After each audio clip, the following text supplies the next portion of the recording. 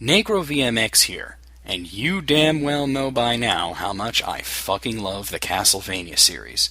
So let's take a nice look at its history. For the most part, I will be referring to the games using their Japanese titles initially, as they all came out in Japan first. That being said, with only a few exceptions, the games are not called Castlevania in Japan. There, it is referred to as the Dracula series.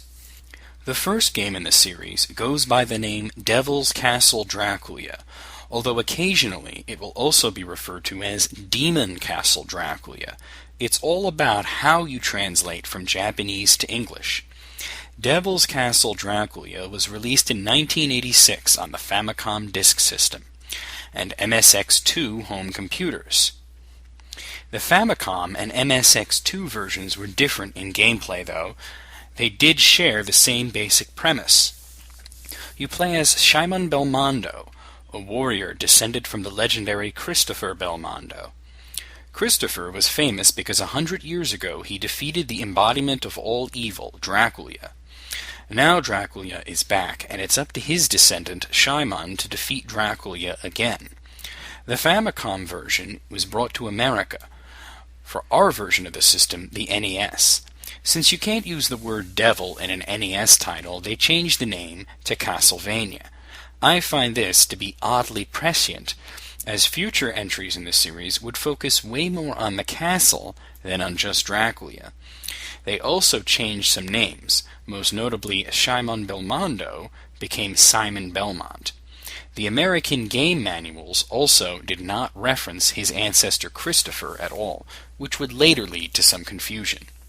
The MSX2 version never made it to the States, as there was no American equivalent to the MSX2, though it was released in Europe and given the title Vampire Killer. The two play differently, with the NES one being a straightforward, almost arcade-style action game, but Vampire Killer had a lot more puzzle-solving and some RPG elements. The original Famicom version would also wind up showing up later on the Commodore 64 and Game Boy Advance. In 1988, Konami released two more games, another version of Devil's Castle Dracula, and a sequel. The remake was once again simply just called Devil's Castle Dracula, and this time it was released as a coin-operated arcade machine. The gameplay is the same basic style as the Famicom game, but it's not the same game. The graphics are improved, but the gameplay suffered from unfair difficulty and limited continues, which is odd for an arcade game. The arcade version of Devil's Castle Dracula was never popular, though it is something of a curiosity. The game actually did make it to America under the title Haunted Castle, though I don't know anyone who's ever even seen a Haunted Castle machine, much less played one. A Japanese producer of budget games released a version of the game on PlayStation 2, though in very limited quantities and only in Japan. One last thing about Haunted Castle is that it somewhat changes the story, as it has Dracula kidnapping Shimon's bride Selina on their wedding day. The sequel was titled Dracula II: The Accursed Seal. It deals with the aftermath of Shimon's battle with Dracula. According to Konami, out of the three versions of Devil's Castle Dracula that were released, the Famicom version, what we call Castlevania, is the one that is canon, and therefore Dracula 2 follows this version and was also released on the Famicom, though this one came out as a cartridge rather than a diskette. Dracula 2's story states that on his death, Dracula placed a curse on Shimon that will eventually kill him, ending the Belmondo bloodline. Shimon has to gather pieces of Dracula and destroy him permanently to lift the curse. The gameplay was more of an RPG, with towns, shops, and experience levels, though the battles were still action-based. Instead of having levels to progress through, there was a whole country to explore at your leisure. The game was localized to the American NES under the title Castlevania II: Simon's Quest. One interesting thing is a lot of people have assumed the false information given by the villagers in this game was due to a poor translation. And while that is somewhat true, the Japanese version just explained better that the villagers were shunning Shimon, as he was cursed and purposefully giving him bad information. The game also featured multiple endings depending on how fast you could play through it, though in the American version the text is swapped. The next year, 1989, Konami released a prequel to Devil's Castle Dracula, entitled The Legend of Dracula. The Legend of Dracula featured Shimon's ancestor, Christopher Belmondo, and his legendary battle against Dracula 100 years prior to the events of Devil's Castle Dracula. It was released for the Game Boy, making it the first of many handheld games in the series. The game was pretty good, but it's mostly considered to be not as good as the rest of the series. Much like Haunted Castle, it gets criticized for its unfair difficulty and limited continues. Furthermore, Christopher didn't use any of the sub-weapons that Shimon used, and the series' trademark stairs were replaced by ropes. The game was brought to America under the title Castlevania The Adventure, though a lot of people will refer to it as the Castlevania Adventure due to the way the logo looks. The main difference in the American version is the documentation.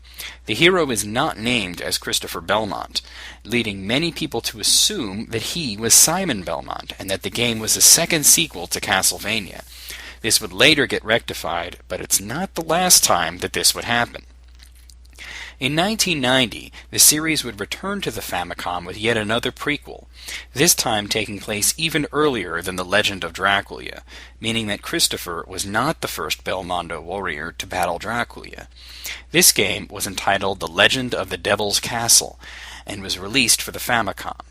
The game stars Rafe C. Belmondo, and it has never been revealed what the C stands for, but I'm willing to bet it's Christopher. The gameplay was somewhat similar to Devil's Castle Dracula on the Famicom, though it is quite enhanced. For the first time, players were able to play as characters that Ralph could meet along the way, including a pirate named Grant Dynasty, a warrior witch named Saifa Fernandez, and Dracula's own son, Alucard. The game featured multiple endings depending on which character Ralph took with him, if any. Another interesting thing about The Legend of the Devil's Castle is that by now, the series had become somewhat known for its music, and Konami used a special chip to enhance the music, allowing higher quality sound than what was usually possible on the Famicom. In America, the game came out for the NES under the title Castlevania III: Dracula's Curse. Several localization changes were made, such as Ralph C. Belmondo being renamed to Trevor C. Belmont. Saifa Fernandez got renamed Saifa Belnades. This special chip was also not used in the American version, meaning the sound quality was lower and some of the graphics were changed here and there, but for the most part, it is the same game. In 1991, Konami released two games. One was yet another remake of Devil's Castle Dracula, and the other was a sequel to The Legend of Dracula. The remake, once again simply being called Devil's Castle Dracula, was released on Nintendo's new console, the Super Famicom. The game got a drastic overhaul, with better graphics and sound than any of the previous versions. The controls were also reworked to make Shimon Belmondo more maneuverable and more skilled with a whip. The game was localized for the Super NES, though it took the title Super Castlevania IV. For whatever reason, Konami felt that Americans did not want a remake of Castlevania, so they rebranded it as a second sequel, having taken place after Simon's Quest, which doesn't make much sense as the game correctly states that Dracula rises every 100 years, and you're still playing as Simon Belmont. People pretty quickly figured things out, and the game is now considered to be both a remake and non-canonical, much like Vampire Killer and Haunted Castle.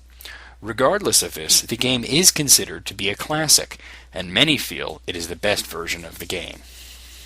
The other game was The Legend of Dracula II. In this game, Dracula returns and kidnaps Christopher's son Soleil and corrupts him. The plot is very simplistic, but the gameplay is drastically improved over the first game, with virtually all of the issues people were critical of in The Legend of Dracula being readdressed. The game was localized as Castlevania II: Belmont's Revenge.